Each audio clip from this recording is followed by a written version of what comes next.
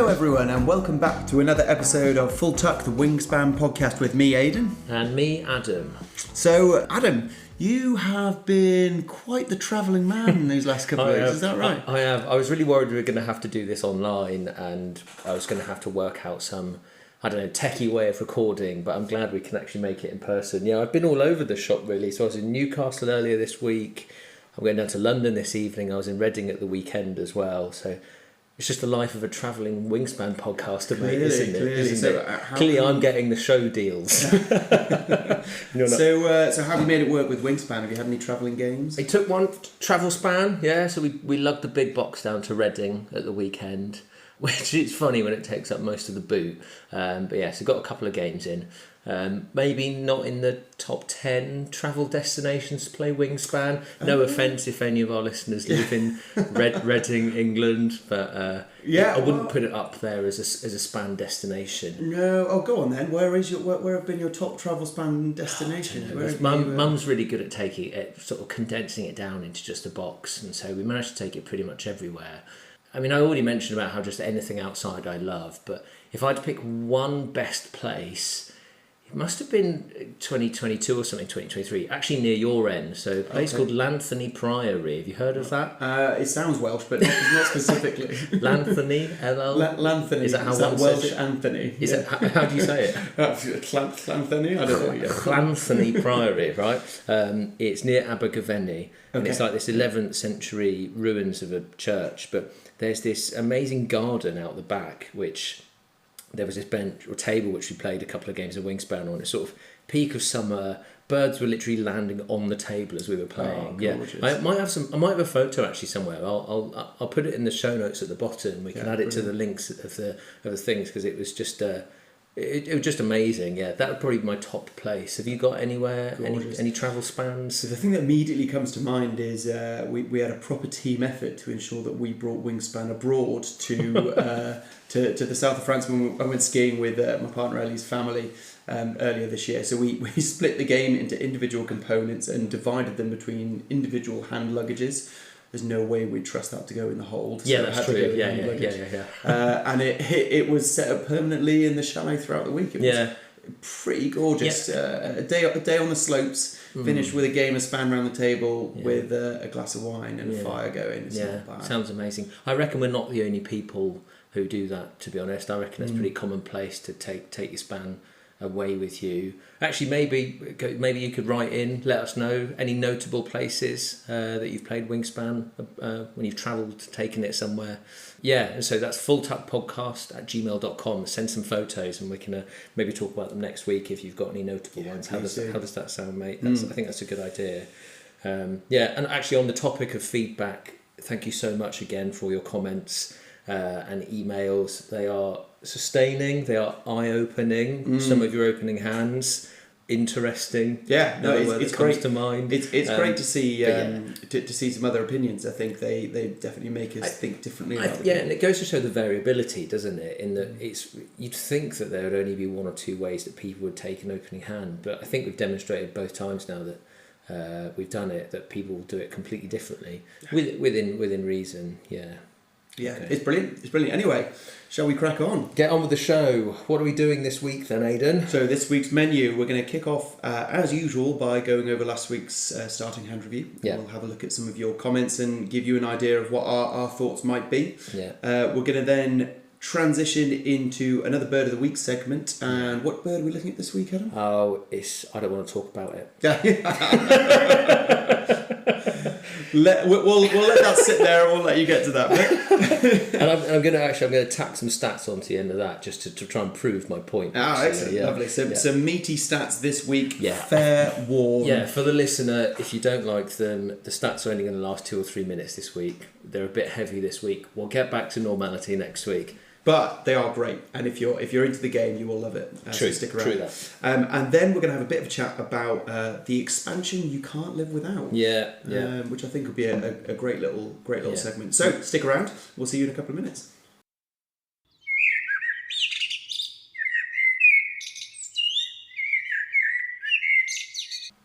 Right, so shall we get on with this starting hand review?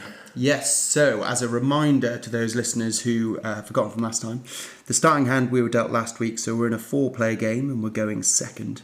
The 5 birds we've been dealt are the Great Spotted Woodpecker, which is a brown power, gain a witchetty or a wheat from the bird feeder if there is one. Gould's Finch, which is a yellow game end power. Play a bird, pay its normal food and egg cost. If it has a when played or game end power, you may use it. The Chimney Swift, which is a brown when activated power. If this bird is to the right of all other birds in its habitat, move it to another habitat. The Brolga, which is a brown when activated power. Choose one other player, they lay 1 egg, you draw 2 cards. And the little Pied Cormorant, which is a yellow game end power. Lay an egg on each of your birds with a platform nest, including this one. Great. Photo of that is in the show notes at the bottom for the visual learners like me. Yes, absolutely, and hopefully you've all found your way there. So go on, Adam. What's your play here? I think so. It's interesting. My play is actually completely different to all of the comments. I just thought this was going to be quite an open close case. I'm keeping the Great Spotted Woodpecker. So lives in the trees, gain a witch to wheat from the bird feeder if available. You need a trees bird early on basically to get you going. It's quite expensive. It costs you 3 food, but it is worth 6 points. And I'm also keeping the Brolga, which no one else is keeping. You've got a strange look on your face. No, it's interesting. I'll come to it. That was almost like a look of disgust. No, it was rather the opposite, but I'll let you carry on. A look of endearment. Yeah, is that how you look? That's why you've never seen it before. So the Brolga for me is, I think, as someone has commented, Paul's commented actually, it's not really a great hand to begin, really. That was mentioned. It doesn't suit your bonus cards. So your bonus card, I'm also going to keep Prairie Manager, which is birds that can only live in the fire. Yeah. None of your opening hand birds live in the fire. And none of your opening hand birds can also have 4 eggs, which is the other bonus card. So it just doesn't fit at all. There's no synergy. And so in those games, my opinion is you need to get a good bird in the, one bird in the trees and 1 bird in the water. Bird in the trees so you get food. 1 bird in the water is so that you get 2 cards immediately, then you get to activate that power. And then Brolga here, actually what's happening is if you get the Brolga down second or third go, next time you draw cards, you're going to pick up 2 cards, then you're going to activate the Brolga, which is you draw further 2 cards. You're drawing 4 cards. Yeah. And so in a game when you've got a bad starting hand, actually going digging, I think is the term, looking for cards. Per activation, you're picking up 4 cards, which is fine. Yeah, it's excellent. I suppose you could argue you're giving someone an egg. It's a 4-player game. Yeah. Realistically, you're not going to be giving away that many eggs overall, and so that would be my approach. Yeah. Go on, what would you do? Yeah, so interestingly, I suppose that look you referred to earlier, I have a very similar approach. Do you? So again, the Great Spotted Woodpecker is going in there. I think like a lot of our listeners who've written in, probably the thing that everyone's keeping. Yeah. It's a 6-point bird. You can get a bird down in the forest that gets you an additional food, so you're getting 3 food every activation. I think that's a no-brainer. There's nothing else that gets you up there on the forest. I am also keeping the Brolga, and for very similar reasons. So it's also a 6-point bird. So if you get 2 6-point birds down, BPBs, it's great, and both with good brown powers. Big point birds for the listener. That is. Yeah. So forget we have to explain all that. I'm keeping that as well, and I for similar reasons. You're also going to keep Gould's Finch. I'm also going to keep Gould's Knew Finch. it. I love it. I think it's brilliant. Finch. It's a free play. So I agree. The Brolga, you're giving away an egg, and that can feel really valuable. But as you said, you can spread it around the other players. In a 2-player game, I might think twice. Definitely. But in a 4-player game, you can spread that around. You can also, you can pick and choose who you give it to. You can give it to the player who's already swimming in eggs, or you can give it to the player who's clearly coming last. I'd have definitely said that if it was a 2-player game, I'd never be picking the Brolga because that is such a powerful card. It's like in a 2-player game, I basically never play the Gala. So the Gala for the listener is brown power. When activated, you reset the bird feeder, and your opponent can gain a wheat if there is a wheat in the bird feeder, and you get to tuck 2 cards from the deck behind that bird. But in a 2-player game, you're basically giving your opponent so many free wheats that it means that they often don't need to get food. So in a 2-player game with the Brolga, if you're giving them free eggs, you're just taking out at least 1 turn per round that they don't need to do, and so that's invaluable. If I could mention two things though, so what was the other bonus card? So the bonus cards we've got, because we've already seen it, haven't we, in a previous episode? Yeah, so the Prairie Manager. So this is the one where it's birds that can only live in the grasslands or the fire. So I think everyone's keeping that one, aren't they? I think so. Yeah.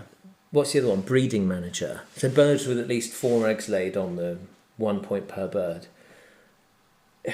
Is that bonus card even worth being in the game anymore? Do you know, I was actually thinking about this, specifically about this bonus card when I was listening to this, to the last episode back. Look, less than half the cards have 4 egg capacity.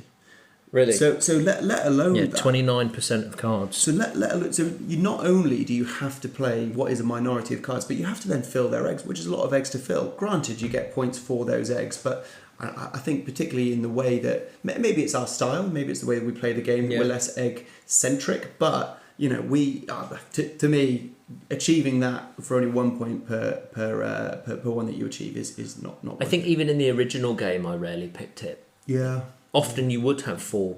Maybe actually in the original game you'd maybe at least have 3 or 4 birds which had 4 eggs on them, and so that's maybe a bit more reasonable. But these days it's just, oh well, I have to pick the other one then, because it's completely pointless to pick it. It's rare that I end up with more than 4 or 5 eggs, I reckon, at the end of the game these days. We go. So we've had a couple of other thoughts from some of you guys. Yeah, actually, really I wanted to mention one of these. I'll go on. So Jack has basically done what most people have done, which is keep the woodpecker and Gould's finch, which seems to be the common move. But in his first play, he's picked up Savy's warbler. And Sally's warbler is a brown power. It's in the tray currently. And Savy's warbler, I mean, I actually can't even remember the power because I so rarely play it. The power is you pick up 2 cards and all other players pick up 1 card. From the deck. And from the deck, it's always from the deck, isn't it? Well, you can pick up from either, but other players from the deck, yeah. If I had to name a list of birds in the game that I love seeing on another player's board, that comes top. Yeah. Okay? That is a free card draw for me. And cards, as far as I'm concerned, are the most valuable thing in the game. More valuable than eggs, more valuable than food. Oh, interesting. So if someone's just giving me a free card every time, I just think, especially in a 4-player game, you're going to make the other person win the game. I'm convinced of it. Because if you need to go fishing 3 or 4 times, you're giving me 3 or 4 cards in the game, and then I can use those cards to either get extra food, get extra eggs, or I might get a brilliant card. You know, I just, yeah. It's interesting. I've got strong views on Savy's warbler, as you can tell. Sorry. It's interesting to hear that. I think I'm more sympathetic to Savy's warbler and to poor Jack, who suggested picking it up. I think actually for similar reasons that I like the Brolga, I like Savy's warbler. 2-card draw. They're the only 2 cards in the game that allow you to do that. 2-card draw, I think. Really? Please correct me if I'm wrong. If you have a 2-card draw straight down, you're getting 4 cards per activation. Yes, you're giving players another card, but that if you know. So in this game, a 4-player game, what's actually happening is you're picking up 2 cards and you're giving out 3 cards. Yeah. How is that a good card? Yeah.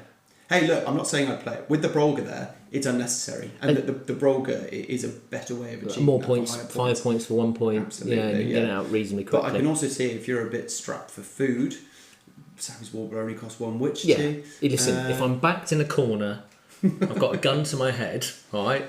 And if you want to get a tuck chain going, look, and they say, "Do you want to lose the game?" Yeah. Then I say, "Yeah, I'll play Savy's warbler." Yeah, no trick. Works in a tuck chain. Yeah. Even in a tuck chain, it's fuel.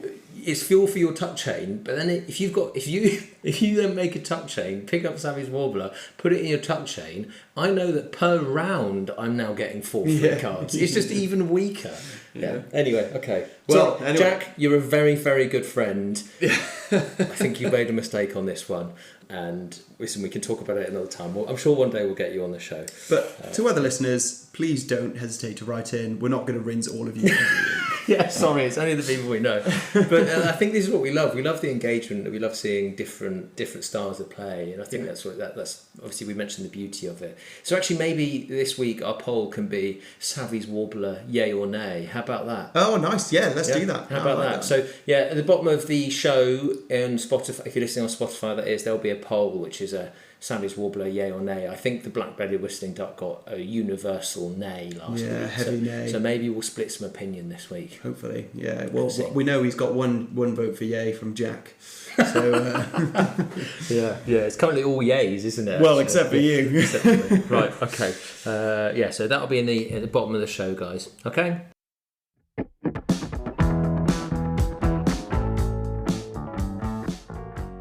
So let's get straight into our deep dive into our bird of the week this week. And this time we're going to have a chat about the Great Indian Bustard. So Adam, do you want to talk us through why we're talking about this bird this week? Yeah, before we do, I've been a bit cheeky though, mate. Okay. Yeah, well, I actually think we should use this section to combine with our stats section. Oh, yeah. And because I just think the Great Indian Bustard, as far as birds go, can be a game breaker. It can be a game ruiner. What do you think to that? I think it has potential to, certainly. Yeah. Well, we'll get into that, I'm sure. It's to the extent that I have actually removed it from my game. Really? Yeah, I've removed it from the game because I've realised that it's the only bird in the game that I will always pick up, even if it doesn't suit my gameplay, because I know that someone else will pick it up, and them having it has the potential to ruin the game, because it can be a 20, 30 point bird, and there are no other birds that are like that in the game. Okay. I maybe don't fully agree with you on that one. But I mean, I love it when it works in my favour. Yeah, I absolutely love it. And okay. Anyway, for the listener, the Great Indian Bustard is from the most recent Asia expansion. So if you haven't heard of it, that's why. And it's a bird that can only live in the fire or the grasslands. It costs 2 wheats and an anything, so 3 foods in total. It's 6 feather points. It can hold 1 egg, and that's of a pebbles type nest. And it's a white power, when played power. And I'll read this out. Score 1 of your bonus cards now by cashing 1 wheat from the supply on this bird for each point. Also score it normally at the end of the game. So basically what it allows you to do is you can score a bonus card twice. So if you're doing well on a bonus card, that bonus card just becomes doubled. It's certainly changed, I think. It certainly has changed a little bit how I play the game. Yeah, I think the really striking thing about it is that it's the only bonus card bird where you're not essentially rolling the dice. Whenever you play a bonus card bird, you pick up 1, 2, sometimes 3 bonus cards, sometimes 4, and you get, or even more, and you get a chance to choose one of those, and you can make your own luck by going for some of the higher point ones, or you can make your own luck by going for something like the Kia, where you can draw essentially an unlimited number of bonus cards. But with this one, with the Great Indian Bustard, you know for certain you are going to get points. That's a really good point, that is, because we discussed last week that the most powerful type of bird is a bonus card bird. And so inherent in that, you should probably be accepting some risk, because if you're not getting any risk, like the Bustard here, you've already got that very strong bird, and you know how much better it's going to be with your bonus card, that you've lost all the risk in there. And I think that's why for me it loses the magic of the game a little bit sometimes. That's right. I find the game's really well balanced, and it's really well balanced between players as well. And this is the opportunity for you to unbalance the game. And see, I would actually disagree with that. To me, I think something I've really enjoyed about some of the more recent expansions is that there have been inclusions of a few really strong birds, and I like that, because I actually think it brings balance.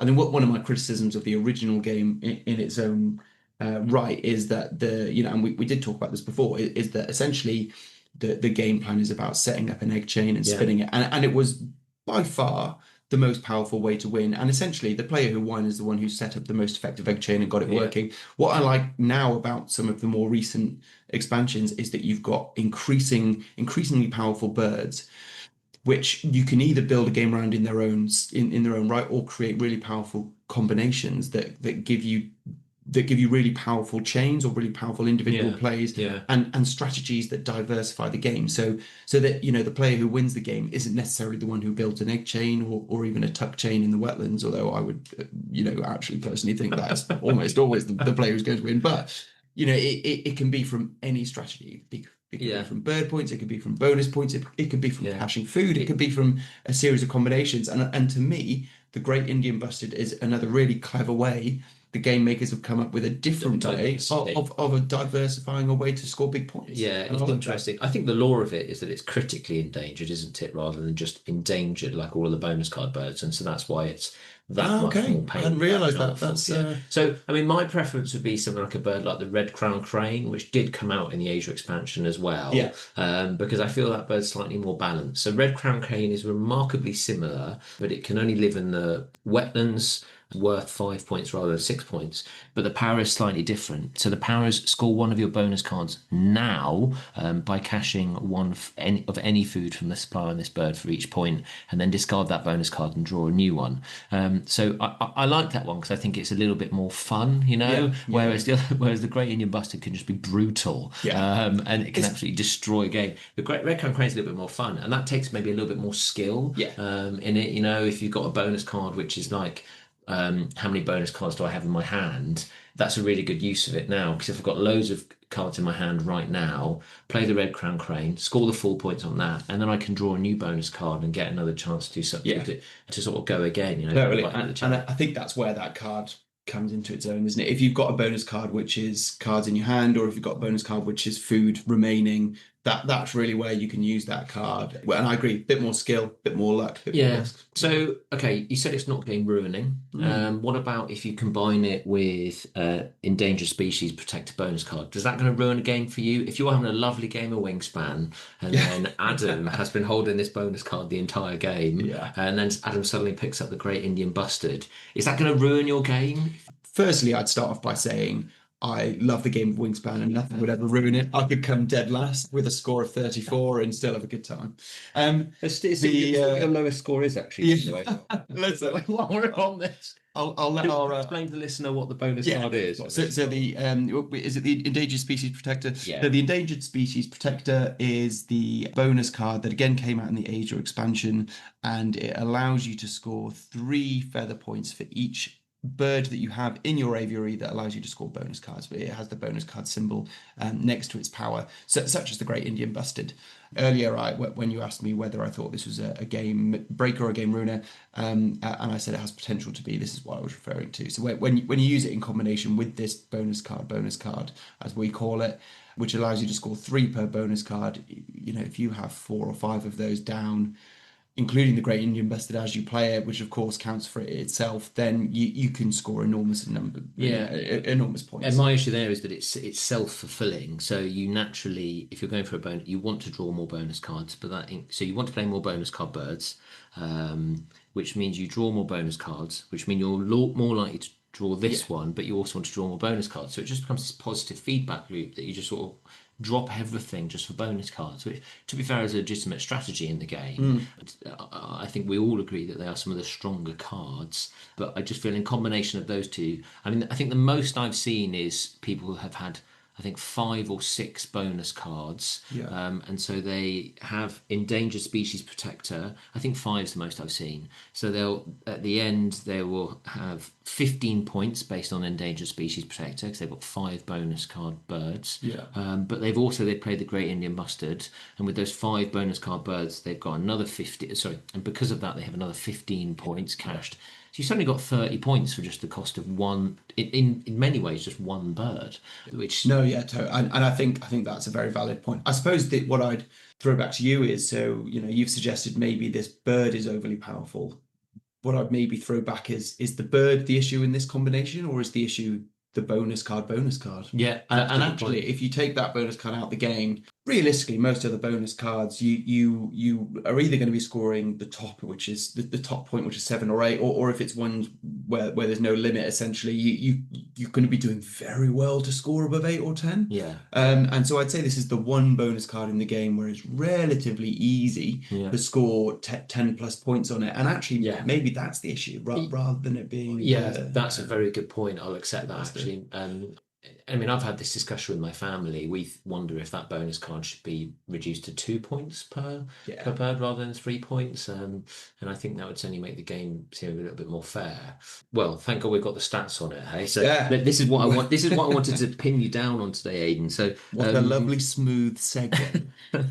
So I wanted to dive back into JK 49 Earthfans database now. Okay, now Big up. So done a bit more digging. We're up to 450 games now. All right, Blimey. Blimey indeed. 200 of them have got Asia. All right, and so now we're talking about a really big database. And what they've done actually, this is less of a database dive and more of just a probabilities dive and a numbers dive. Okay, and so what they've done is they've taken every bonus card. They've looked at the number of birds in the deck that would score on that bonus card. They've looked at the average points of the birds that score for that bonus card.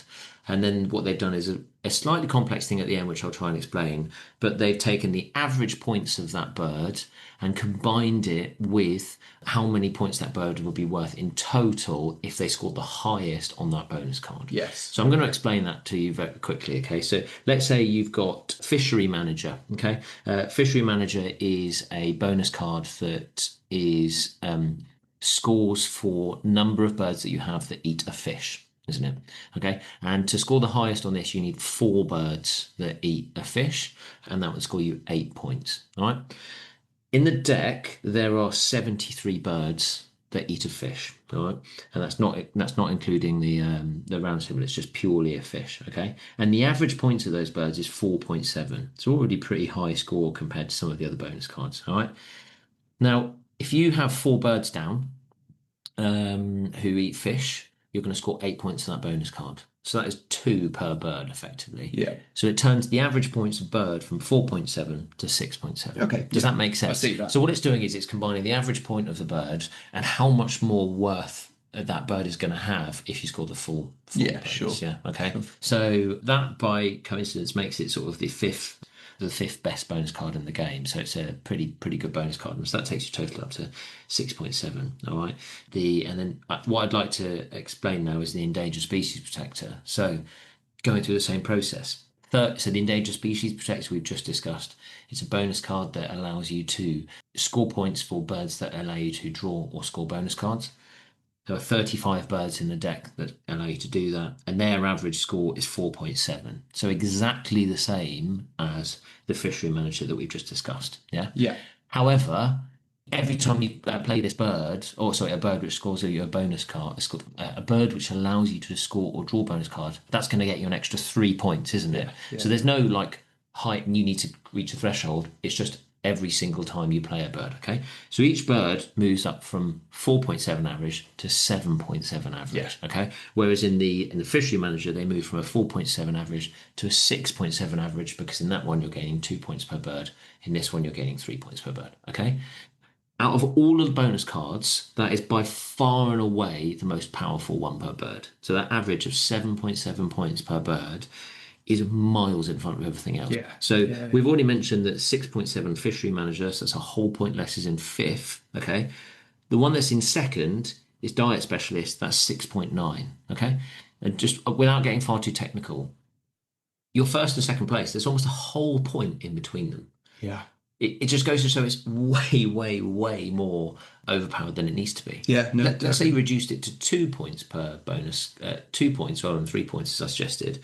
That would turn that 7.7 into a 6.7, and then it would still be like the 4th or 5th strongest card bonus card in the game. So I'm just not sure what the idea was with 3 points per bonus. Yeah, I think to me, it seems that the way that decision was made is probably based on the percentage of birds that satisfy that bonus card. So if you look at the percentage of birds that would potentially score on the Endangered Species Protector, it's 8% of birds in the game. It's the lowest. It's the lowest. Yeah. And I would imagine that's where it comes from. If you look at similar mechanics of bonus cards, so for example, the Rhodiontologist or the Falconer, which are based on birds that eat rats or have the predator power respectively, they score 2 points per bird that you play, but are 15% and 13% of birds in the deck respectively. So I imagine that's what the decision was based on. Yeah.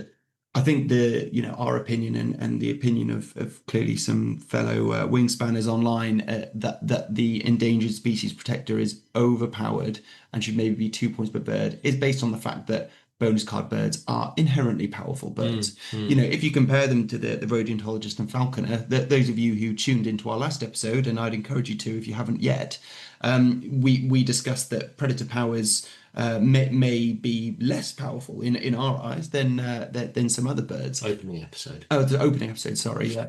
They all blur. They're just all so good.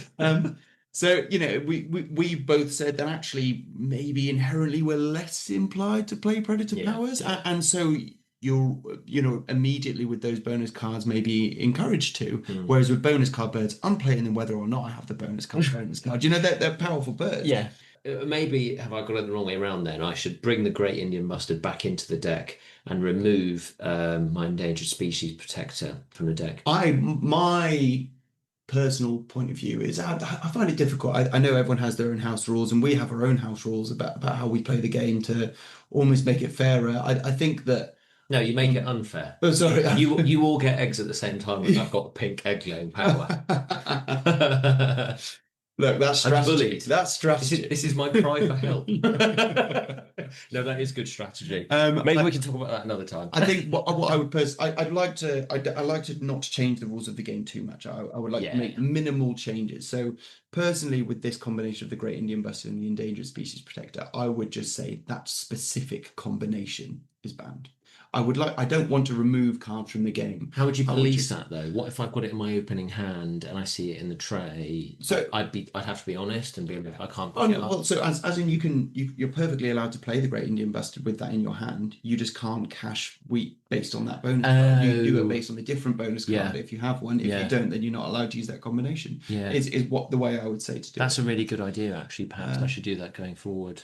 In the same way as we can talk about, I'm sure we will talk about the Ravens in a future episode because they're a very, I suppose, discussion evoking bird, but they in the same way that my personal house rule strategy for the Ravens is that you can play them in the game, but you don't pick up nectar with them. You pick up other food, and I think, I've got family members, and the way they play that bird is you're allowed to pick up one nectar and one other food, which I think is also a reasonable strategy. So everyone has their own house rules for it. I like the Great Indian Bustard. I don't think it's an unfair bird, and I like the bonus card. I think it's maybe bordering on unfair, but also fair enough. That this is a game of luck. If you pick up an entire hand of 0-point birds at the start, you could say that's not as fair as someone who picks up an entire hand of strong tucking powers in the start, and that's how the game goes. Okay, well, write in, let us know what you think. See if you've got any strong opinions. We'd love to hear them. And in particular, let us know if you've played the Great Indian Bustard with a really strong bonus card that's not been the bonus card. I'd love to hear about that. That would be great. What's really interesting is that I've seen basically pretty much all the high scores I've seen since Asia have come out has been with that combination. And it's been with the Great Indian Bustard and Endangered Species Protector. And so what I used to love about the game is there were multiple ways to get a big high score. You could do it with a tucking chain, you could do it with an eggs chain, you could do it with a combination of all, and I think that's probably the best way. But this now is the one way where you can really guarantee you're on for a high score and the highest of scores. Yeah, I see your point. It's a way. It's almost an easier way, or a less skillful way. That being said, the highest score I've ever seen live is I think it's 180 or something. It didn't actually have either of those birds in there, so it proves it can be done. So can be done. There you go. But do let us know. We'd love to hear from you guys. Lovely. Well, write in. Yeah, write in to us. Thank you.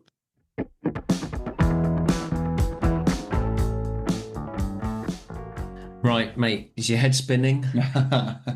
I'm just about hanging on in. Yeah, that was a bit meaty, wasn't it? Yeah, it's good. We love the data. I love the data. Yes. Don't worry, dear listener. There's no more stats today. Today is just the rest of it's just pure conjecture. Yeah. Okay, it's just what do I like. I was just thinking it's been nearly 2 years since the Asia expansion came out, and your mind starts slowly turning to next expansions, doesn't it? I'm always on the hunt to make the game a little bit more variable or just updates to it. And it just got me thinking, what is your favourite expansion? That is a very interesting question. And I'm going to give you a very non-committal answer. I think every expansion has been brilliant in its own right, and that's the honest truth. I think that I've really enjoyed adding each and every expansion to our game as they've come out. I think they've each added something interesting and different and unique. They've introduced powers which I could never have thought of myself, and have made the game more interesting and more varied, and added new strategies, and I really enjoyed that. Yeah, I like the game testers are just and designers are just incredibly smart, and they managed to come up with new ideas for things. So you're giving me nothing there. Yeah, well, I can give you something. So I suppose if you reframe the question to which expansion could you not, or could you not go without? For me, that's Oceania. Me too. Yeah, but I wouldn't say it's my favourite expansion. Yeah, wow. So there you go. There you go. Go on then. Talk me through that. I think so. For me, Oceania's brilliant. It just elevated the game to a different level. And whenever I have new friends playing the game, so literally this weekend, a friend texted me and he said, "How have I not played this before?" Because I just love it so much. And he'd only played 2 games, and I said, "Well, Steve, wait till you get the Oceania expansion, because my God, it just blows your mind." Yeah. It just, because the way that for those that don't have the Oceania expansion, if that's not a good enough sell, I don't know what is. I should get commissions on the Oceania expansions I sell, not the games, because for those that don't have it, what it does is it introduces 2 main things. The first is nectar, which is the new type of food, which can act as a wild food, it can act as anything. But the thing that I liked more is it equalised the eggs, the food, and the cards in each of the columns. So as previously in the original board, you would get an unequal number of those things depending on what column you're in. So if you're in the final column, you'd get 4 eggs, wouldn't you? I don't know if you get 3 food or something. Yeah, so I think in previous history, essentially you would get 1 extra egg versus food or card, depending on which column you're in. So and also it moved the point at which you can get 2 foods and 2 cards and 2 eggs to only the second column rather than the first column, which just tends to speed the game up a little bit. And I just thought it made the game so much more playable and so much more versatility. I think so. I think that it's the nectars, but it's also to me it's the board. The fact that the board accelerates the start so much better, because you can get up to that 2 food or 2 card slot on your board by just playing 1 card rather than having to play 2, I think is really significant. And I much prefer the game where you can get off to a bit of a speedier start. So is it your favourite? It's got the little penguin in it. Yeah, I probably would say yes. Little penguin? I would say yeah. Is that what gets you over the line? I love the little penguin. Yeah. No, I would say yeah. I think it's got some really interesting bird powers. It's got some really varied bird powers, and I think the new mechanics it adds to the game, as well as changing the board and the addition of nectar, gets it over the line for me as well. Yeah. So for me, interestingly, it's Europe. Okay. I think because I just love the blue powers. I love them so much. I'd say it's my favourite type of power, because it just feels like an extra go, doesn't it? And it just feels... Oh, God, yeah. And some of them, I think, are really quite smart powers, and they can add a bit more dimensions to your game, a bit more versatility, and it opened up a few more tactics, which I just absolutely loved when it came. And to be honest, I was thinking, because it was the first expansion, I was already thinking with the game, how can this game get any better? Yeah. I was thinking that, because some games you get an expansion and you think this feels just like a bit of an add-on. It doesn't feel like it changes the game much. But what I loved about Asia is it changed the game just a little. Not Asia, Europe. It changed the game just a little bit, but you still had your original game there, and that's why I think I'd say it's my favourite. Yeah. And it demonstrated to me that actually you can change this game and it can still retain its original flavour. So I would say Europe's my favourite. So Asia's coming in.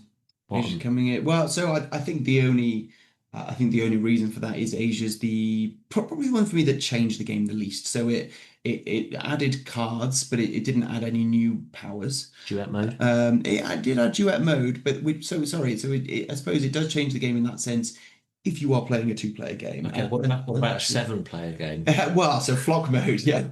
I mean, I know not everyone's going to agree with this, but I love flock mode. I think it's Oh, playing the game. I can see that it's more stressful, and I've got personal friends who are not a fan of it, but I love quite it. confusing, isn't it? I think it's great though to allow more people into a game, more of a sociable game, a bit more of an achievement if you win, I suppose, because Mm. you know you're competing against more people. And there's more player interactivity because there's more players to interact with. I think it's brilliant. I think it's a great way of playing the game. Do you know anyone that doesn't like any of the expansions?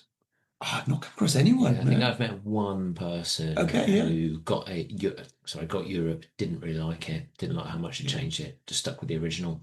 There you go. And I suppose as well, you know, if you look in the, I mean, nothing that we've ever got into, but in the competitive board game world, they just play with the original game, don't they? So Yeah, I wonder that's why that is. Do you know? I guess maybe for standardization. I'm not sure. I'm not sure. It's but no, it's interesting, isn't it? Yeah, so write in if you know why they only play with Yeah, the yeah. Please base do let game us know. board, and then perhaps maybe another time, mate, we can talk about what we would want from another expansion. If we were designing an expansion ourselves, what we would want, what Yeah, we would definitely, change. That might be definitely. a And in good fact, I idea. can get us onto a discussion about fan-made expansions, which I know there are rumors of, but you know, of that's I guess another discussion for another time. Asia didn't produce any end of round goals either. And it produced no new power in its right. There's Yeah, no and new so I think mechanic. those two things it meant if you don't play flock and if you don't play duet mode, what did it really change apart from adding Exactly. new birds in? Which Interesting. I think is why it falls below the others for me. But I still think that as an expansion, it's brilliant. So some of the new birds that it added are really cool and really interesting and really beautiful designs. Yeah, And you know we've talked about the pushy luck powers, which I think are really fun. So yeah, I still think it's an excellent expansion, but it feels to me as someone you know as someone who usually plays three, four, or five player games, so not duet and not flock modes, it's not adding a great deal. yeah, yeah. Interesting. All right, well, let us know what you think, guys. And shall we get on with this starting hand review? Yeah, let's do it.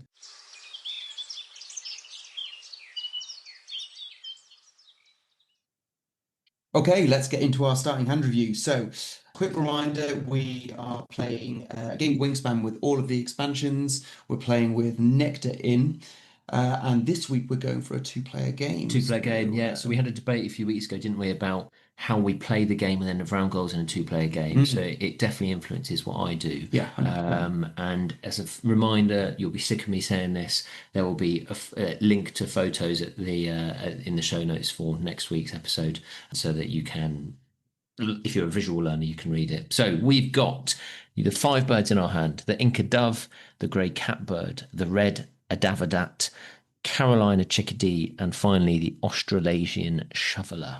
Yeah, and I won't embarrass him too much by correcting his pronunciation on those. But anyway, to go into those in more detail, we've got the Inca dove, which is a bird that lives in the grasslands or fire, costs two wheat, two bird points, a stick or platform nest. When played, white power, lay an egg on each of your birds with a sticks or platform nest. The grey catbird, so this is a bird that can live anywhere. It costs a witchetty grub and two cherries or berries. Has five feather points associated, a bowl nest, brown when activated power, repeat a brown power on one other bird in this habitat. The red Avadavat Oh, really? that lives in either the grasslands or the wetlands. Costs one wheat, has two bird points associated, has a star nest, and a brown when activated power. Give one card from your hands to another player. If you do, draw two cards. Next is the Carolina chickadee, lives in the forest, costs either a witch tea or a wheat, two bird points, Canada or cavity nest. Brown when activated power, gain one wheat from the supply and cash it on this card. Underrated bird. Love it. And then finally, the Australasian shoveler lives in the wetlands only, costs a witchetty grub and a wheat, four feather points, a pebble or stone nest, and a brown when activated power. Choose one other player. You both draw one from the deck. I'm excited about this hand. I think we're going to play it differently as well. There Your you go. two bonus cards this week are Winter Feeder, which is food remaining in your supply at game end. To score the higher, you need 7 food. That's Winter Feeder. And secondarily is Bird Bander, which is birds that can live in multiple habitats. And for that, you need 6 birds, and the maximum points you get for that is also 7 points. And then we've got end of round goals. So round one is the cost of cherries and wheats in the food cost of your birds. Round two is the number of birds you've got in your grasslands or fire. Round 3 is the food cost of your rats and fish in total, and food cost of your birds. And then round 4 is total birds, which I love as a round 4. I was just about to say exactly the same thing. I love total birds. It's the end of round. Is the last one. Yeah. We'll talk about it another time. Extra points if you feel we're bored. Anyway, and in your tray you are going second, so maybe this doesn't matter. Clark's grebe, the black stork, and Pesquet's parrot. Pronounced right? I think so. So Clark's grebe is a wet bird. It eats a fish, 5 feather points with a star nest, brown power. When activated, draw 1 card. If you do, discard 1 card from your hand at the end of your turn. Black stork can unusually live in the trees or the wetlands, and this costs a fish and a rat, 3 feather points. It's a blue or teal round end power. Lay 1 of each of the birds immediately to the left and right of this bird. And last, Pesquet's parrot only lives in the trees. It costs a cherry and a nectar, 3 points. Brown when activated power. When activated, if the previous player has a nectar in their personal supply, gain 1 from the general supply. That is that. Yeah. Let us know what you think. Photos will be in the show notes at the bottom of the show if you want a visual learner. Please write in. Please let us know what your thoughts are, and we'll tell you what our thoughts are next week. Don't forget to hit like and subscribe, and we'll see you soon, guys. See you soon. Happy Bye-bye. birding.